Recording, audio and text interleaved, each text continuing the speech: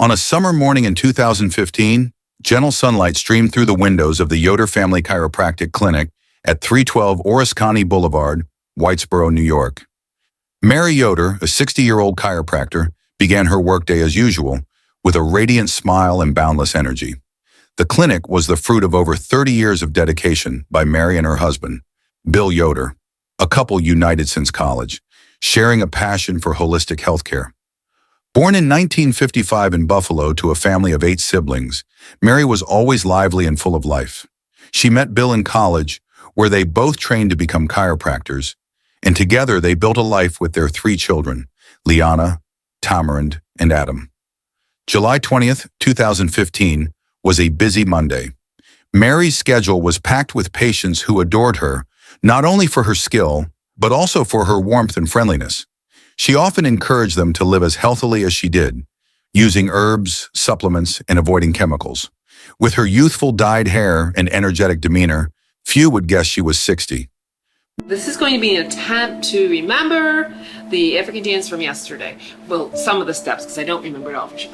Mary and Bill were eagerly awaiting their retirement plans at summer's end, dreaming of traveling across Europe to enjoy their golden years.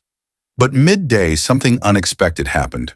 After lunch, likely her usual protein shake, Mary began feeling unwell. Her eyes reddened, her face slightly swelled, and her body grew unusually fatigued. Afternoon patients noticed she looked pale, no longer the vibrant Mary they knew. By day's end, her condition worsened, vomiting, diarrhea, and weakness. She called Bill, who wasn't at the clinic that day, to let him know. Hi, honey. It's me. I'm driving home. I'm very sick. I love you. Bye. Oh, God. Help me. At home, she collapsed on the sofa, sweating profusely and looking terrible. A rare sight for this perpetually robust woman. The Yoder family wasn't just any family. They were advocates of a natural lifestyle, growing herbs in their garden and selling supplements at the clinic. But that day, no one suspected their peaceful life was about to be upended forever. When the clinic closed on the evening of July 20th, Mary's condition spiraled out of control. She vomited relentlessly, suffered nonstop diarrhea, and her body weakened rapidly. Bill took her to St. Luke's Hospital emergency room the next morning, July 21st. Mary was in critical condition, pale skin, drenched in sweat, and barely able to stand. Doctors ran tests immediately but found no cause. For someone as healthy as Mary, no smoking, no drinking, living a wholesome life, these symptoms were a true mystery. At first, doctors suspected an infection or food poisoning. They gave her medication and fluids, but she only deteriorated.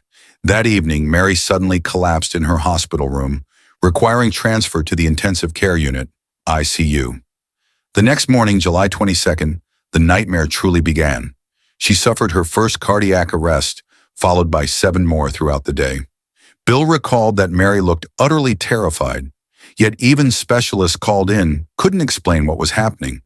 A vibrant, healthy woman was now dying in agony, less than 48 hours after falling ill. By the afternoon of July 22nd, Mary's heart stopped for the last time. She passed away, leaving her family in grief and disbelief. The doctors shook their heads. No rational explanation existed. For a 60-year-old with the vitality of someone 20 years younger, this sudden death was unimaginable. The Yoders, a family with medical roots, daughter Liana, a doctor, sister Janine, a nurse, refused the hospital's vague answers. They demanded an autopsy and toxicology tests, determined to uncover the truth behind this tragedy. Mary's death wasn't just a personal loss, it shocked the Whitesboro community. Patients mourned a devoted doctor. Friends remembered a cheerful, adventurous woman. But the biggest question lingered. What killed Mary Yoder? After Mary's death, St. Luke's Hospital was required to perform an autopsy since she passed away during treatment lasting over 24 hours. Initial results showed nothing unusual. Healthy organs, no chronic disease.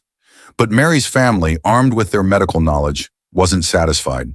They insisted on advanced toxicology testing, sending samples to a poison control center for thorough analysis. The process took nearly 3 months, leaving the family increasingly impatient. They refused to believe someone like Mary could die suddenly without a clear reason.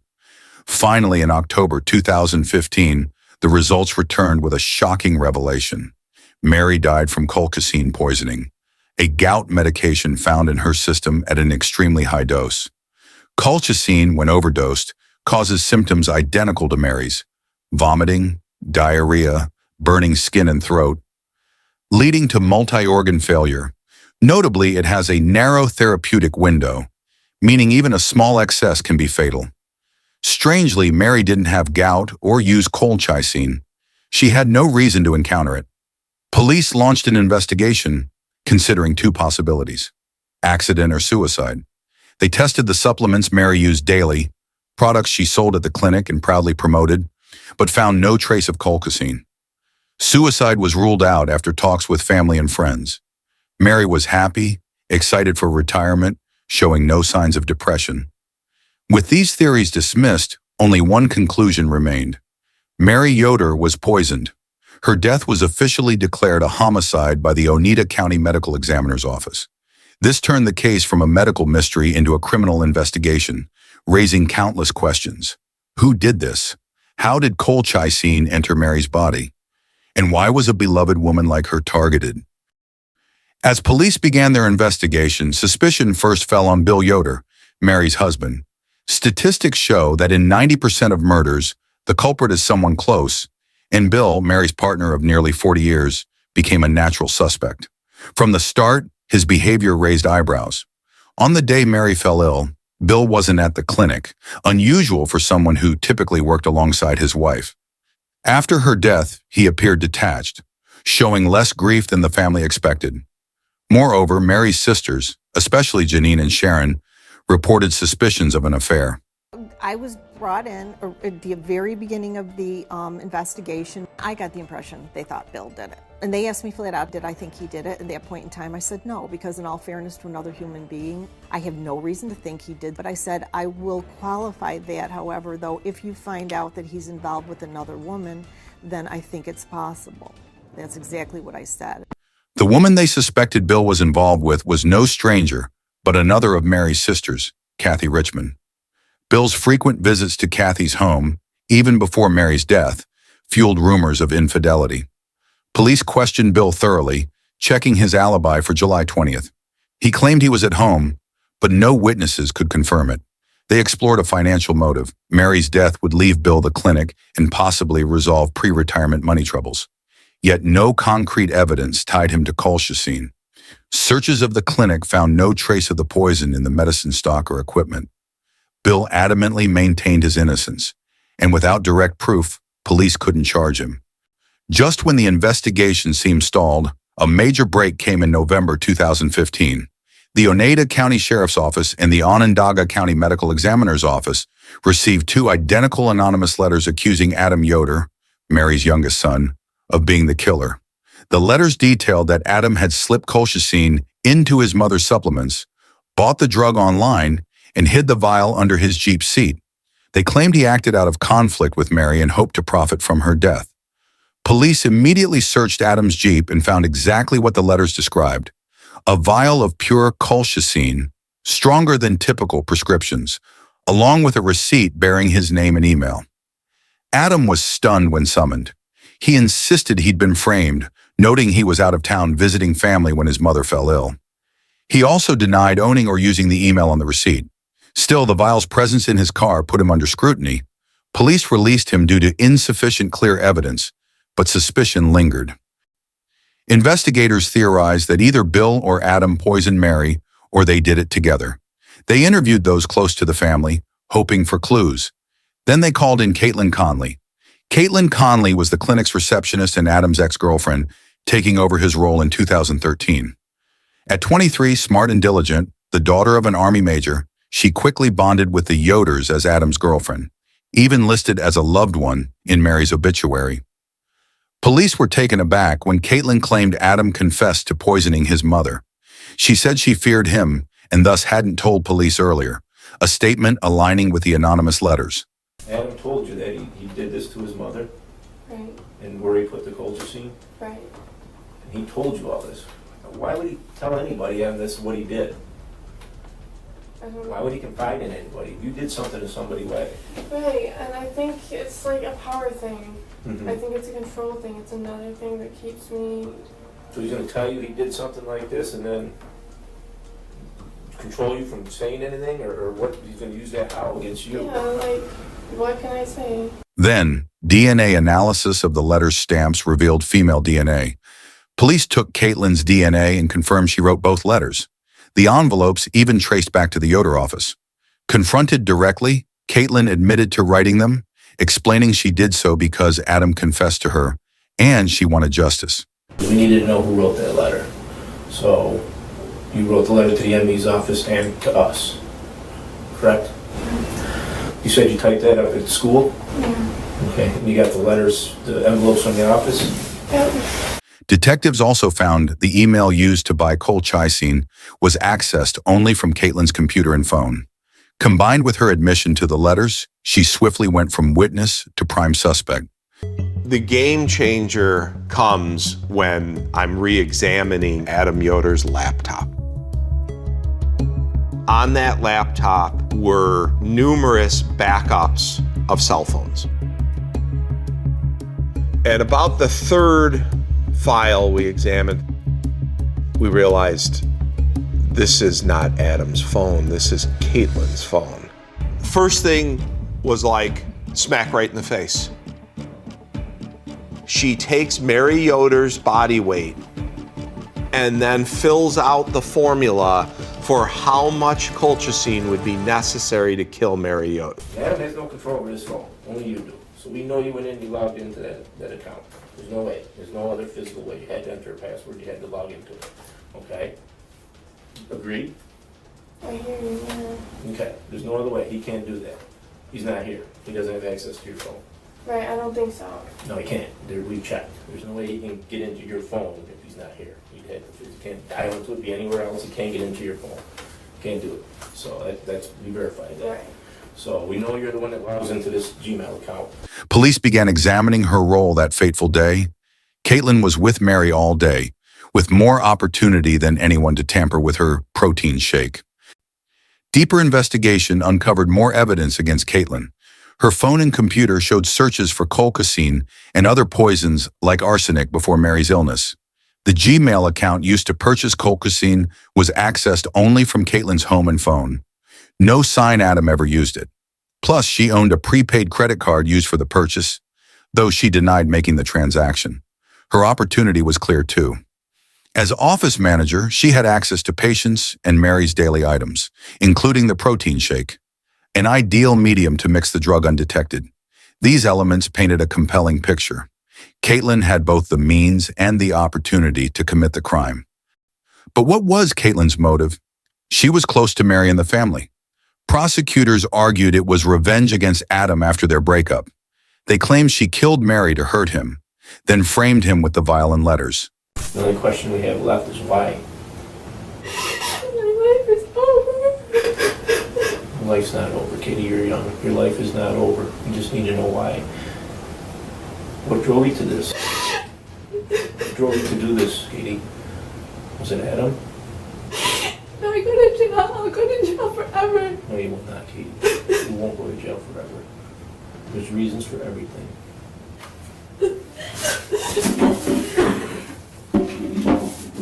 Why, Katie? Help me I understand. wouldn't risk my life for this. You don't even know how much. I just want. I know. Oh, you don't know. This is my whole life. I know it is. The first trial began in early 2017. Caitlin's defense countered that Bill, with potential financial and affair motives, was the real culprit. He wasn't at the clinic the day Mary was poisoned, which was unusual. He could have slipped colchicine into her food that morning before she left for work. They found a 1980 receipt for colchicine signed by Mary and Bill from when Bill used it to boost marijuana growth. Some of Mary's sisters, like Janine, also believed Bill was guilty. Bill had a stronger motive, killing Mary to be with her sister Kathy Richmond. The trial ended in a hung jury. 8 jurors thought Caitlin was innocent. Evidence against her was strong, but mostly circumstantial. Prosecutors didn't let it drop, pushing for a second trial in November 2017. Mary Yoder died from colchicine poisoning. That's true. And that's the only thing that will be proven in this case.